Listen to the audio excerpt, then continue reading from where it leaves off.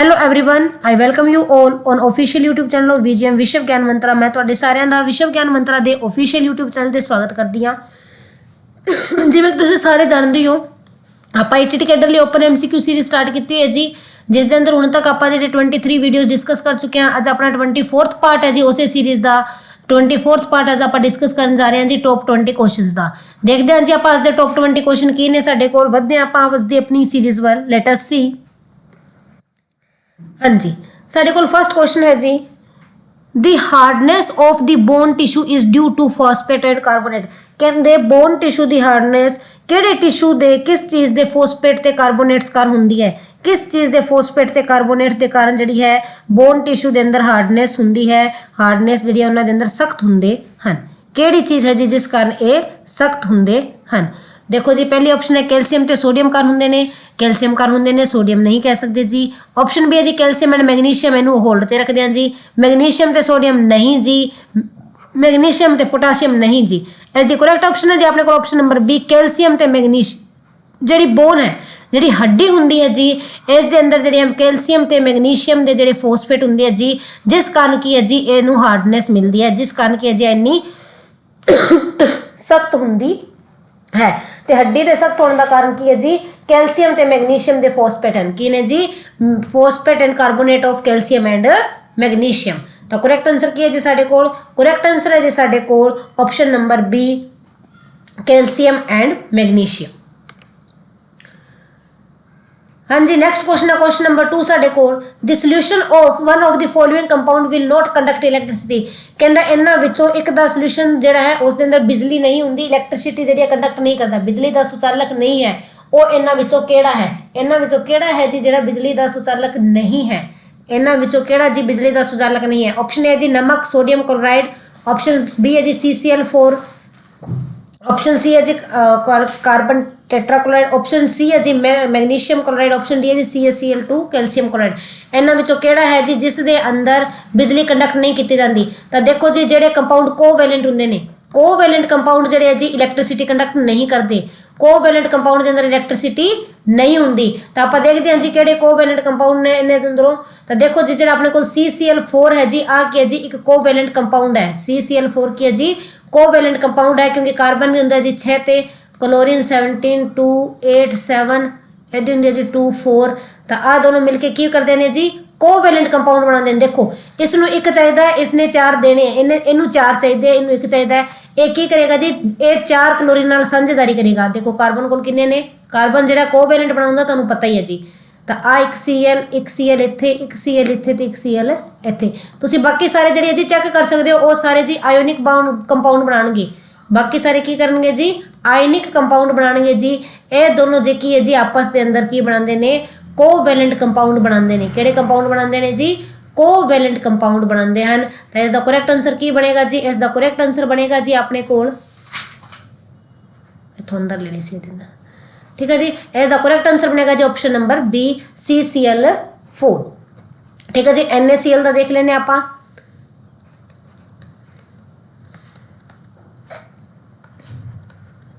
Sodium का की होंगे जी अपने को 281।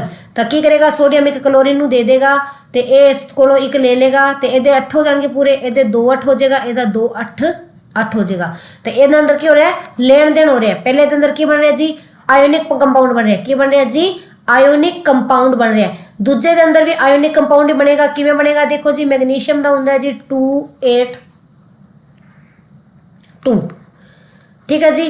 फिर उधर क्लोरीन अपने को इसका क्लोरीन का की है जी 287। तो ये आ की करेगा जी, आ इसनू 2 क्लोरीन नू जिहड़ा एक एक दे देगा। Mg की करेगा जी 2 क्लोरीन नू एक एक दे देगा, तो दोवां कोल 2 8 8 हो जाएंगे, इधर भी 2 8 8 हो जाएंगे। तो आ भी की है जी आयोनिक कंपाउंड बनता है। इसी तरह कैल्शियम भी जी नाल की है जी आयोनिक कंपाउंड बनता है। कैल्शियम के अंदर कितने V28882, ठीक है जी। उसी तरह 287, इसनों एक चाहिए, इस कोल 2 ने, तो ये दोनों भी मिलके की करेंगे जी अपने कोल जिहड़ा है आयोनिक कंपाउंड बनाएंगे। बट जिहड़ा CCl4 आ की बनाता है जी, आ बनाता है कोवैलेंट कंपाउंड। आ की बनाता है जी कोवैलेंट कंपाउंड बनाता है। तो करैक्ट आंसर है जी अपने कोल ऑप्शन नंबर बी, CCl4 जिहड़ा जी साडे कोल बिल्कुल सही आंसर है। ऑप्शन नंबर बी साडे कोल बिल्कुल करैक्ट है जी।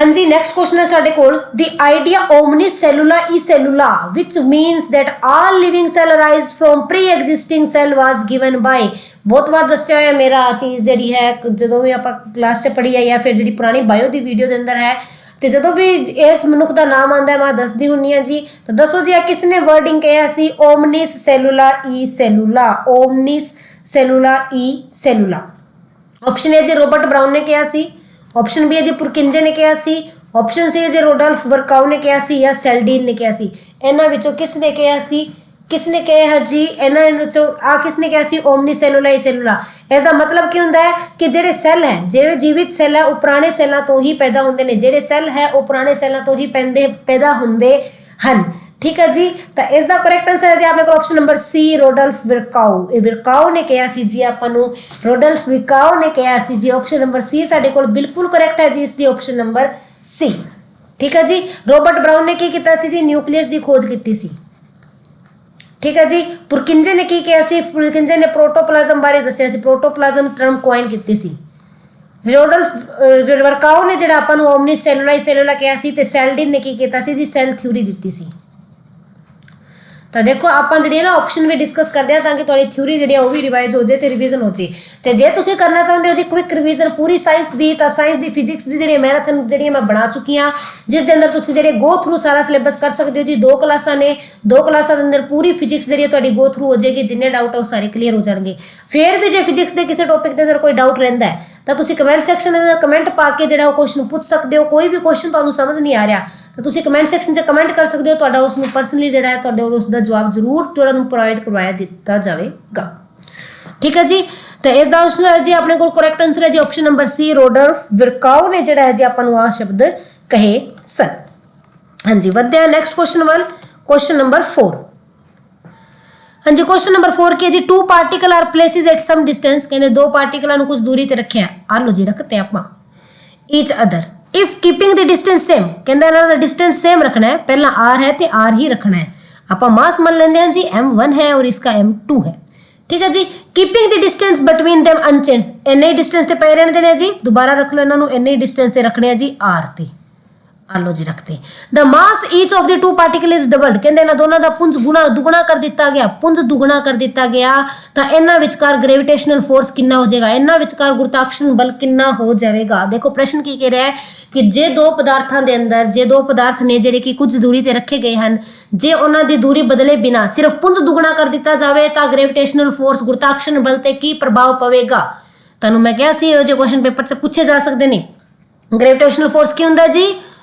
Gm1 m2 by r square पहला ग्रेविटेशनल फोर्स सही आ गया जी पहला फिर दुगने करते तो F2 की आ गया जी मेरे को G2m1 2m2 by r square आ गया जी F2 equal 4 time Gm1 m2 divide by r square हाँ आ किया जी आता इन्ना ही बच गई आ चीज़ तो मेरे को किया जी F1 हैगी है तो F2 की आ गया जी मेरे को 4 टाइम F1 कितना आ गया जी 4 गुना आ गया जी ऑप्शन नंबर सी साढ़े को बिल्कुल करेक्ट है जी कितना हो जाएगा जी 4 गुना हो जाएगा कितना हो जाएगा जी 4 गुना हो जाएगा तो करेक्ट आंसर है जी आपने को ऑप्शन नंबर सी 4 टाइम्स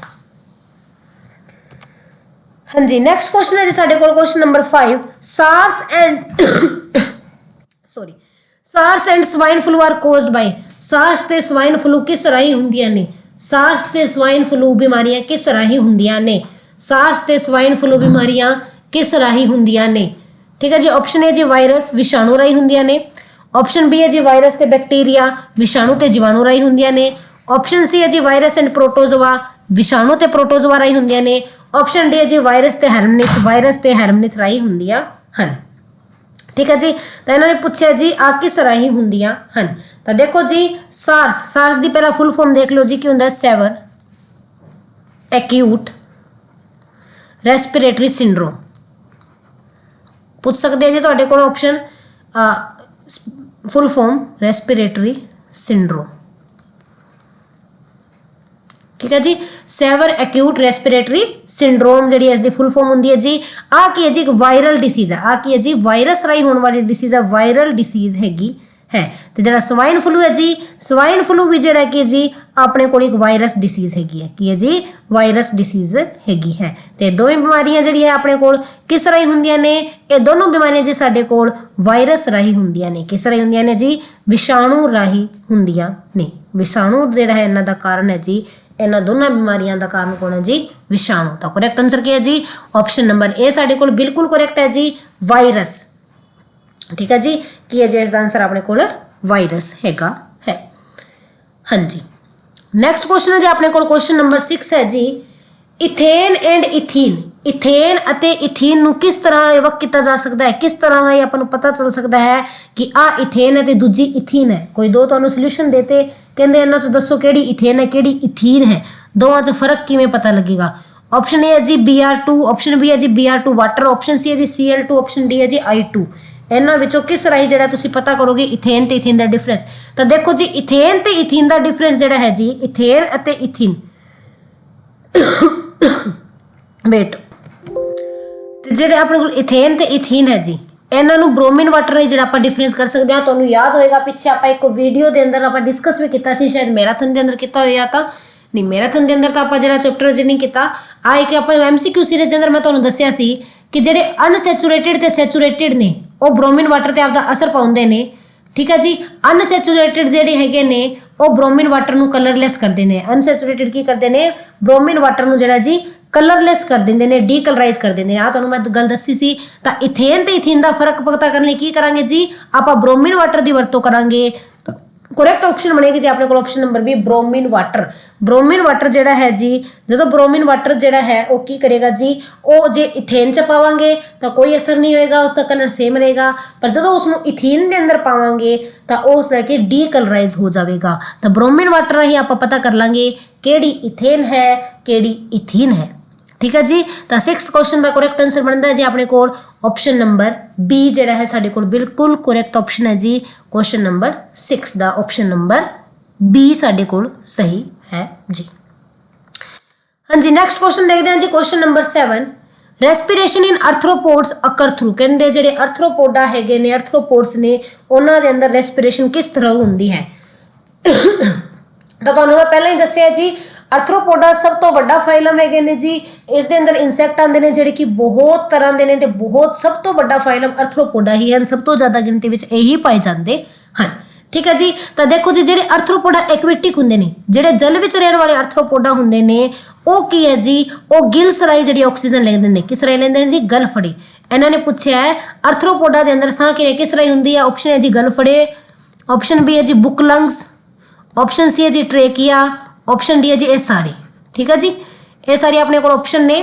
तो देखो जी जिहड़े जली हुंदे ने जल दे अंदर रहने वाले ने वो की लैंदे ने गलफड़िया राही साह लैंदे ने, गिल्स राही साह लैंदे हन।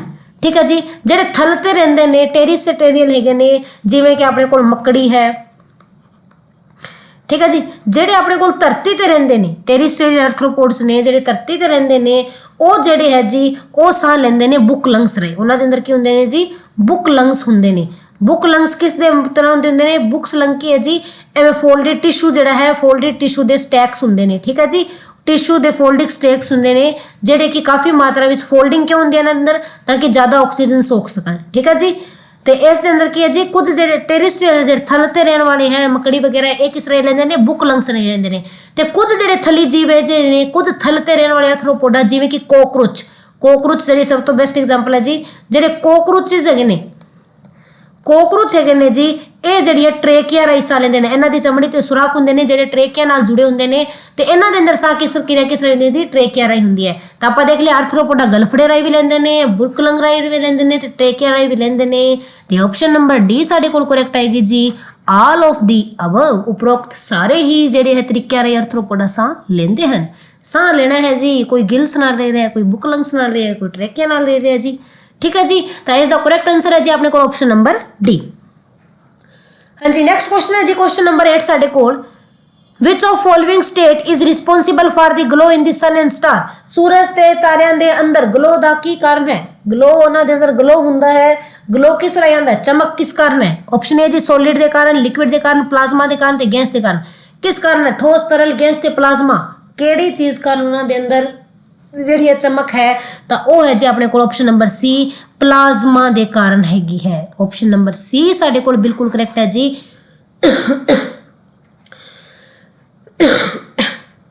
ਸੌਰੀ ਕਿ ਹੈ ਜੀ ਪਲਾਜ਼ਮਾ ਦੇ ਕਾਰਨ ਜਿਹੜੇ ਹੈ ਸੂਰਜ ਅਤੇ ਤਾਰਿਆਂ ਦੇ ਅੰਦਰ ਗਲੋ ਹੈ। ਕਿਸ ਕਾਰਨ ਗਲੋ ਹੈ ਜੀ? ਪਲਾਜ਼ਮਾ ਦੇ ਕਾਰਨ ਇਹਨਾਂ ਦੋਵਾਂ ਦੇ ਅੰਦਰ ਕੀ ਹੈ ਜੀ ਗਲੋ ਪਾਇਆ ਜਾਂਦਾ ਹੈ, ਚਮਕ ਪਾਈ ਜਾਂਦੀ ਹੈ। देखो जी प्लाज्मा ते बोन आइंस्टाइन ਜਿਹੜੇ ਦੋ ਤਰ੍ਹਾਂ ਦੇ ਨਵੇਂ ਪਦਾਰਥ ਨੇ ਜਿਹੜੇ ਖੋਜੇ ਗਏ ਸਨ ਜੀ। ਠੀਕ ਹੈ ਜੀ, ਇਹ ਜਿਹੜੇ ਨਵੇਂ ਪਦਾਰਥਾਂ ਦੀ ਦੋ ਨਵੀਆਂ ਅਵਸਥਾਵਾਂ ਨੇ ਪਲਾਜ਼ਮਾ ਤੇ ਬੋਨ ਆइंस्टाइन। ਠੀਕ ਹੈ ਜੀ, ਤੇ ਸੂਰਜ ਤੇ ਜਿਹੜੇ ਤਾਰਿਆਂ ਦੇ ਅੰਦਰ ਚਮਕ ਹੈ ਉਹ ਕਿਸ ਕਾਰਨ ਹੁੰਦੀ ਹੈ ਜੀ? ਉਹ ਹੁੰਦੀ ਹੈ ਪਲਾਜ਼ਮਾ ਦੇ ਕਾਰਨ।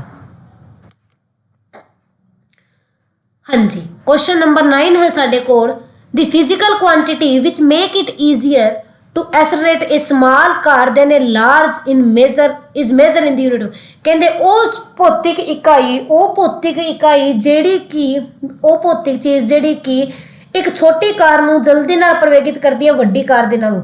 ਹੁਣ ਦੇਖੋ ਆਪਾਂ ਇੱਕ ਛੋਟੀ ਕਾਰ ਨੂੰ ਧੱਕਾ ਲਾਉਂਦੇ ਆ, ਇੱਕ ਵੱਡੀ ਕਾਰ ਨੂੰ ਧੱਕਾ ਲਾਉਂਦੇ ਆ, ਤੇ ਕਿਹੜੀ ਕਾਰ ਨੂੰ ਜਲਦੀ ਧੱਕਾ ਲੱਗਦਾ ਹੈ? ਛੋਟੀ ਨੂੰ ਧੱਕਾ ਲੱਗਦਾ ਹੈ ਜਲਦੀ।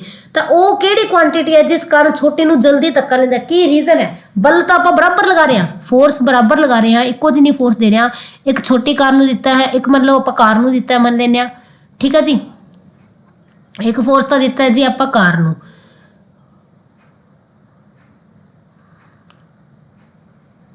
ठीक है जी, एक फोर्स तो आप दिता है जी कार नूं दिता है, दूजा फोर्स आप दे रहे हैं जी ट्रक नूं, वड्डे सारे ट्रक नूं दे रहे हैं। ठीक है, आ मान लेने जी ट्रक है अपने कोल।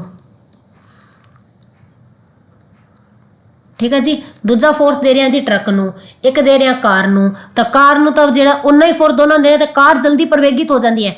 किस चीज़ के कारण हो जाती है? की रीजन होना पिछे? तो इन्हां दोनों दी किस चीज़ फर्क है जी? पुंज के अंदर फर्क है। किस दे अंदर फर्क है जी? मास के अंदर फर्क है। इन्हां दा पुंज अलग अलग है, इसका पुंज घट है इसलिए इसनूं आसानी प्रवेगित जल्दी हो जाती है, आ प्रवेगित नहीं होंदा जल्दी। तो की ज्यादा की घट है जी? पुंज।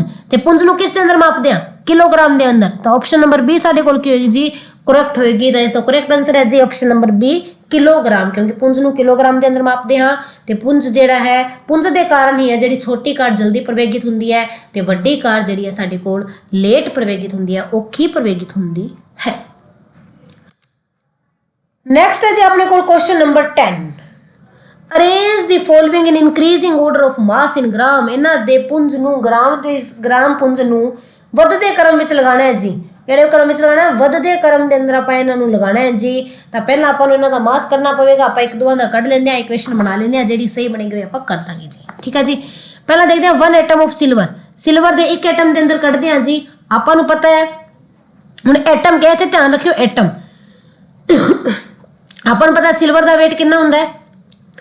108 ग्राम होंदा है। ठीक है जी, तो अपन पता है एक मोल सिल्वर का वेट 108 ग्राम होंदा। मैं तुहानूं समझाया भी है, सिल्वर के एक मोल का वेट कितना होंदा? 108 ग्राम। एक मोल के अंदर कितने एटम होंदे ने? 6.02 इंटू 10⁻23 होंदे ने। 6⁻02 इंटू 10⁻23 एटम का भार है जी 108 ग्राम। तो आपां किन्ने दा करना? एक एटम का। तो एक एटम का कितना आएगा जी? 108 डिवाइड बाय 6.02 इंटू 10⁻23। जो इसमें आप सोल्व किया तो आ गया जी 1 6 6 4 48 1.79 इंटू 10⁻22।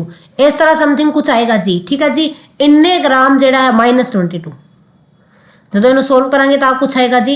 तो सिल्वर का कितना आ गया जी? सिल्वर का आ गया 1.79 into 10⁻22 gram. 2 gram atom of nitrogen, 2 gram atom nitrogen का कितना होगा? आपको पता है इतने ग्राम एटम दसता। ग्राम एटम किस दे बराबर होंदा है? 1 ग्राम एटम किस दे बराबर होंदा है? 1 ग्राम एटम किस दे बराबर होंदा है? 1 ग्राम एटम होंदा है जी 1 मोल के बराबर। ठीक है जी, 1 मोल के बराबर होंदा 1 ग्राम एटम। तो 2 ग्राम एटम किन्ने होंगे? 2 मोल के। तो आपको पता है नाइट्रोजन के 1 मोल का भार कितना होंदा है? 14। तो 2 मोल का कितना होएगा? 2 मोल का कितना होएगा जी? 28। तो इसका कितना आ गया जी? 28 ग्राम। फिर 1 mole of calcium, 1 mole of calcium का कितना होंदा जी? 40 ग्राम। कितना होंदा जी? 40 ग्राम। अगे जी 2 grams of sodium, 2 grams of sodium. Sodium का तो हुण पता ही नहीं करना, इन्होंने खुद ने दे ही दिता कि 2 ग्राम है। सोडियम कितना है जी? 2 ग्राम है। ठीक है जी, एटम उटम कुछ नहीं दिता। पूछा इन्होंने विचों किस दा भार वध होएगा? तो सोडियम तो अपने को 2 ग्राम पई है जी, इसका भार 2 ग्राम है। तो इन्होंने इंक्रीजिंग ऑर्डर चलाना है। सब तो कट की है जी, पहला नंबर सब तो कट। उस तो बाद जी फोर्थ, उस तो बाद जी सैकेंड एंड देन की है जी थर्ड। कितने बनती है ऑप्शन, केड़ी ऑप्शन बनती है जी अपने को, ऑप्शन नंबर बनती है जी सी। तो इसका करेक्ट आंसर की है जी अपने को ऑप्शन नंबर सी जी है जी साडे कोल बिल्कुल करेक्ट है। ये जिहड़ा इन्हां दा इनक्रीजिंग ऑर्डर है पुंज दा ग्रामां दे अंदर भार दे हिसाब नाल, पुंज ग्राम दे अंदर पुंज दे हिसाब नाल इन्हां दा वधदा क्रम बनदा है जी ऑप्शन नंबर सी। ठीक है जी। तो मैं तुहानूं पहले ही दस्सिया आ सारी चीज़ां तुहानूं कदों आउणगीਆਂ ਜਦੋਂ ਤੁਹਾਨੂੰ ਪਹਿਲੇ ਵੀ ਐਲੀਮੈਂਟ ਜਾਂ ਉਹਨਾਂ ਦੇ ਭਾਰ ਬਾਰੇ ਪਤਾ ਹੋਏਗਾ, ਐਲੀਮੈਂਟਸ ਦੇ ਮੇਨ ਐਲੀਮੈਂਟਸ ਦੇ। ਠੀਕ ਹੈ ਜੀ। ਤੇ ਜੇ ਨਹੀਂ ਪਤਾ ਅਜੇ ਵੀ ਤਾਂ ਤੁਸੀਂ ਜਿਹੜੀ ਹੈ ਮੇਰੀ ਮੈਰਾਥਨ ਕਲਾਸ ਲਗਾ ਸਕਦੇ ਹੋ ਕੈਮਿਸਟਰੀ ਦੀ, ਉਹਦੇ ਅੰਦਰ ਸਾਰਾ ਕੁਝ ਸਮਝਾਇਆ ਗਿਆ ਹੈ ਜੀ। ਫਿਰ ਵੀ ਨਹੀਂ ਸਮਝ ਆਇਆ ਤਾਂ ਕਮੈਂਟ ਸੈਕਸ਼ਨ 'ਚ ਕਮੈਂਟ ਕਰਕੇ ਪੁੱਛ ਸਕਦੇ ਹੋ, ਤੁਹਾਨੂੰ ਜਿਹੜਾ ਕਮੈਂਟ ਸੈਕਸ਼ਨ ਦਾ ਜਵਾਬ ਦੇ ਵੀ ਜ਼ਰੂਰ ਦਿੱਤਾ ਜਾਵੇਗਾ। ਤੁਹਾਡੇ ਸਾਰੇ ਡਾਊਟ ਜਿਹੜੇ ਕਲੀਅਰ ਕੀਤੇ ਜਾਣਗੇ ਜੀ। ਹਾਂਜੀ, ਨੈਕਸਟ ਕੁਐਸਚਨ ਹੈ ਜੀ question number 11। The amount of heat produced in 5 minutes ਕਹਿੰਦੇ 5 ਮਿੰਟ ਦੇ ਅੰਦਰ ਕਿੰਨੀ ਹੀਟ ਪ੍ਰੋਡਿਊਸ ਕੀਤੀ ਜਾਏਗੀ ਇੱਕ ਹੀਟਰ ਰਾਈ ਜਿਹੜਾ ਕਿ ਵਰਕ ਕਰਦਾ ਹੈ 1000 ਵਾਟ ਤੇ। ਜਿਹਦਾ ਵਰਕ ਕੀ ਹੈ ਜੀ 1000 ਵਾਟ ਤੇ ਜਿਹੜਾ ਵਰਕ ਕਰਦਾ ਹੈ ਤਾਂ ਉਹ 5 ਮਿੰਟ ਦੇ ਅੰਦਰ ਕਿੰਨੀ ਹੀਟ ਪ੍ਰੋਡਿਊਸ ਕਰੇਗਾ। ਇਸ ਦੀ ਪਾਵਰ ਕਿੰਨੀ ਦਿੱਤੀ ਹੋਈ ਹੈ ਜੀ 1000 ਵਾਟ। ਪਾਵਰ ਆਪਾਂ ਨੂੰ ਪਤਾ ਹੀਟ ਕਿਸ ਦੇ ਬਰਾਬਰ ਹੁੰਦੀ ਹੈ ਜੀ, ਪਾਵਰ ਇਨਟੂ ਟਾਈਮ। ਹੀਟ ਕਿਸ ਬਰਾਬਰ ਹੁੰਦੀ ਹੈ ਜੀ, ਪਾਵਰ ਇਨਟੂ ਟਾਈਮ। ਪਾਵਰ ਹੈ ਜੀ 1000, टाइम कितना है जी 5 मिनट, तो 5 मिनट है टाइम। तो आप पहले इनके अंदर चेंज करांगे जी सैकेंड के अंदर। 5 मिनट के अंदर कितने सैकेंड होंगे जी 300 सैकेंड होंगी है। तो आ गया जी 3 इंटू इन्ना आ गया जी, ठीक है जी। तो हुण देखो जी इन्होंने आप लिखना है जी पावर, इस जी पावर्स ने इतने थले गलती ना लिखा पावर के अंदर है जी। आ 5 जो इसकी पावर के अंदर है, ठीक है जी। तो क्या बनया जी 3 इंटू 10⁵ पावर 10⁵ जूल। तो ऑप्शन नंबर के सही बने जी, ऑप्शन नंबर बी साढ़े को बिल्कुल करैक्ट बनती है जी। 3 इंटू 10⁵ जाउल जो है जी वो हीट प्रोड्यूस करेगा कितने मिनट से जी 5 मिनट के अंदर। ध्यान रखियो जी इतने सिर्फ 5 मिनट दिता है तो सीधी जी 5 नाल गुणा नहीं करनी, 5 नाल गुणा जी सीधी नहीं करनी है जी, ठीक है जी। करेक्ट आंसर है जी ऑप्शन नंबर बी।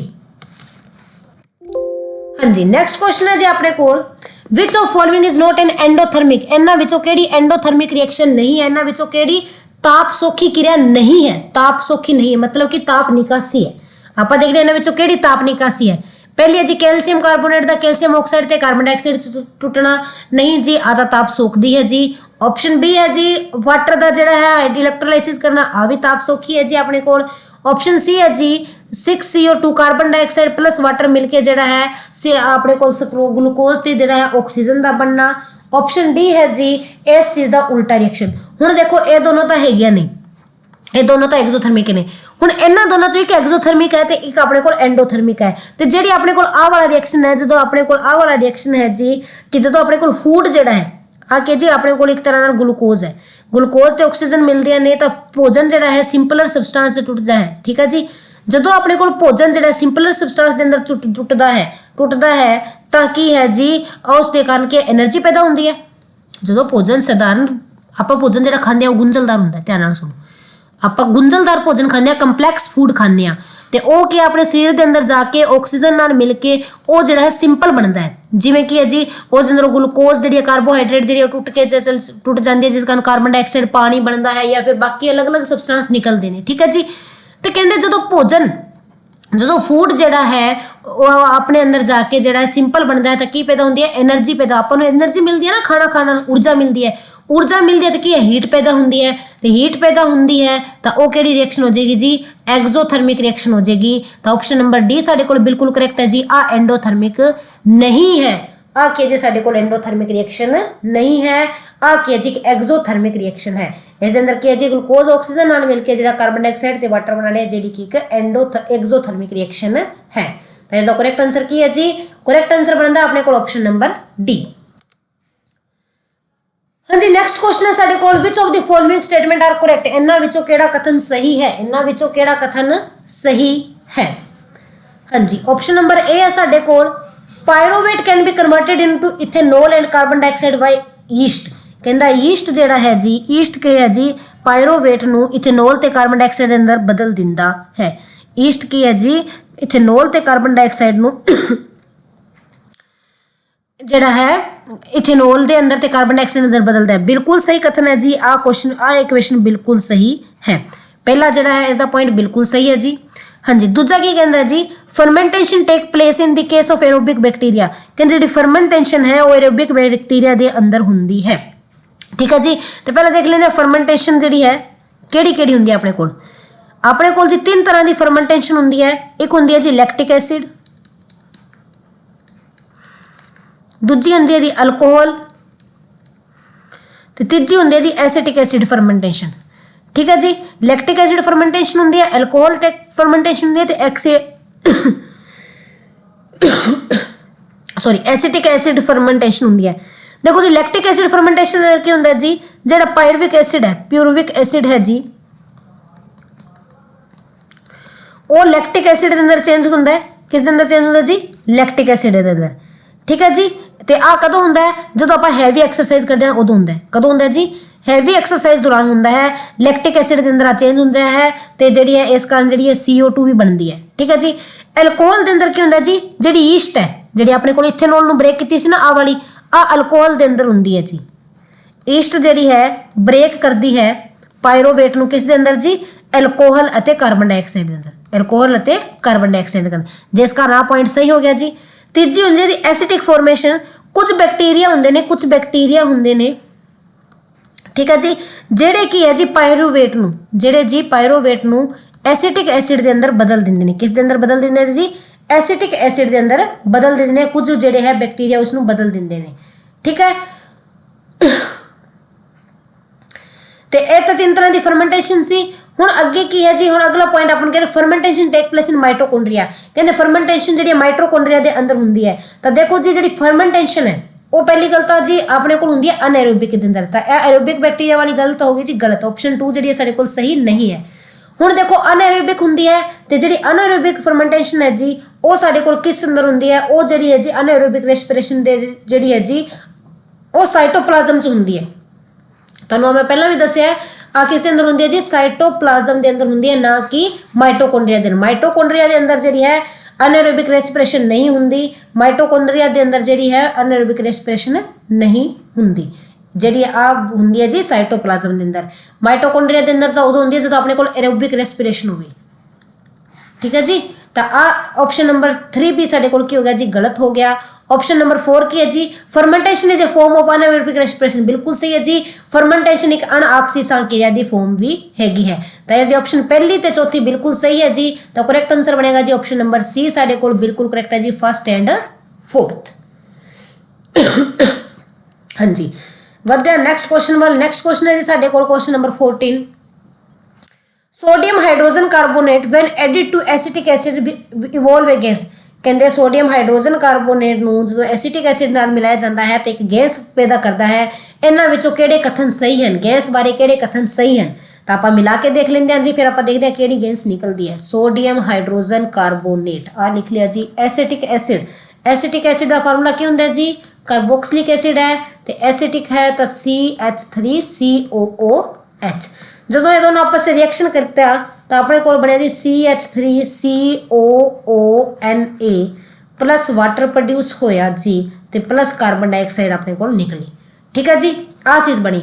हुण देखो इन्होंने क्या गैस बोल होंगी है, केड़ी गैस निकली है जी? अपने को निकली है जी कार्बन डाइऑक्साइड गैस निकली है। तो कार्बन डाइऑक्साइड गैस की करती है? लाइम वाटर में मिलकर कर दिया, बिल्कुल सही है जी, बिल्कुल करती है। इट एक्सटिंग्विश बर्निंग स्पिल्टर, बर्निंग स्पिल्टर के अंदर भी कार्बन डाइऑक्साइड गैस होंगी है, बिल्कुल सही है जी। It dissolve in a solution of sodium hydroxide. कहता जड़ा है ये जी है सोडियम हाइड्रोक्साइड के अंदर जी डिजोल्व होंगी है जी। की है जी? आ की है जी?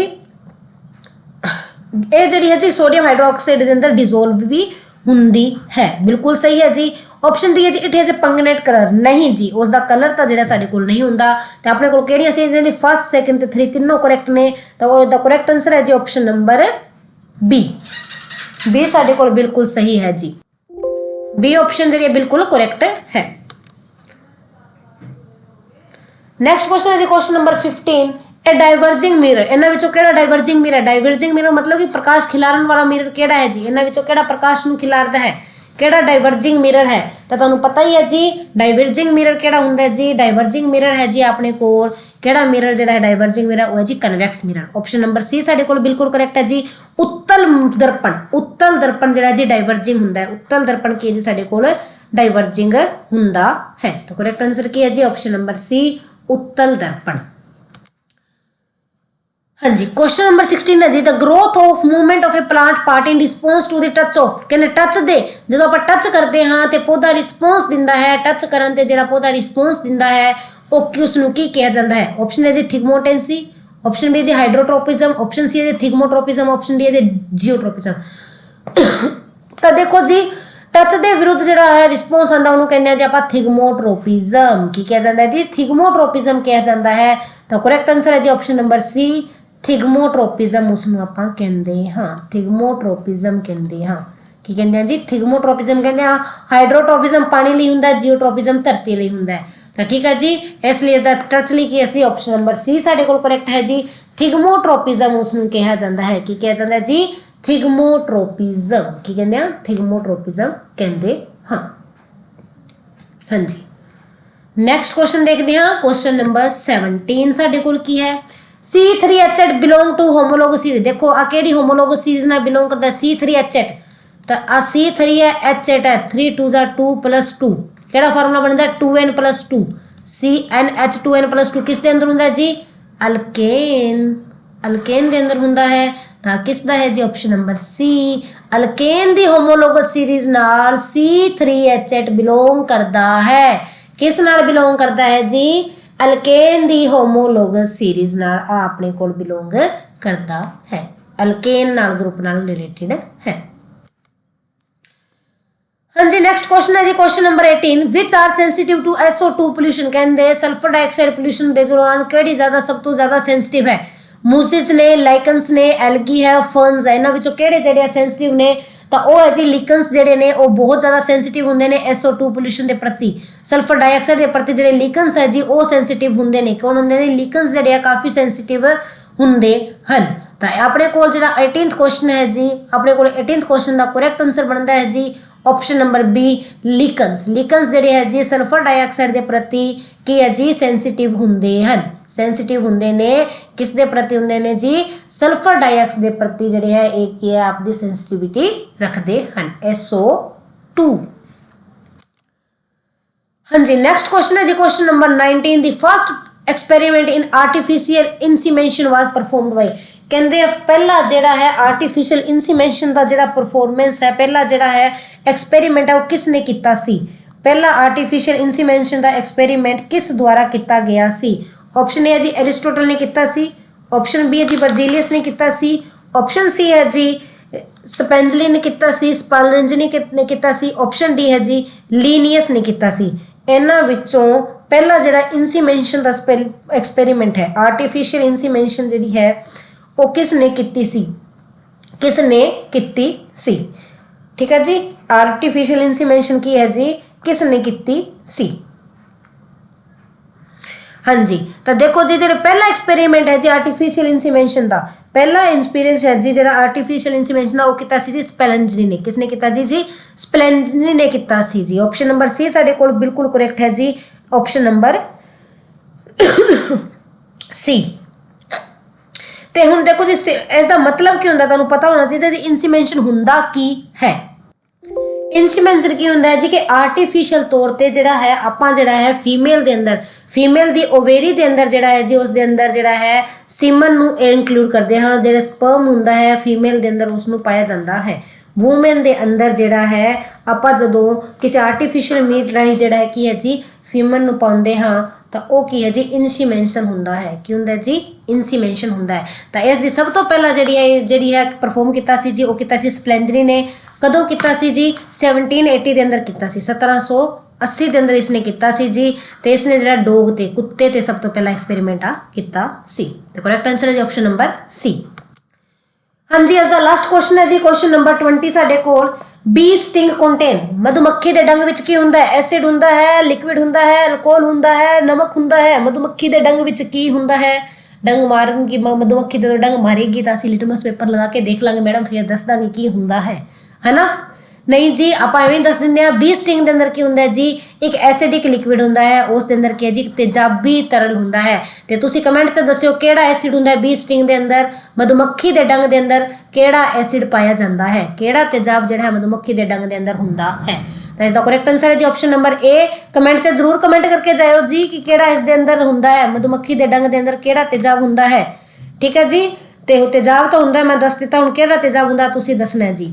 ਆ ਸਨ ਜੀ ਅੱਜ ਦੇ ਟੌਪ 20 ਕੁਐਸਚਨ। ਅੱਜ ਦੇ ਲਈ ਇੰਨਾ ਹੀ। Thanks and have a nice day. Please video ਨੂੰ ਲਾਈਕ, ਸ਼ੇਅਰ ਤੇ ਚੈਨਲ ਨੂੰ ਸਬਸਕ੍ਰਾਈਬ ਜ਼ਰੂਰ ਕਰਿਓ ਜੀ।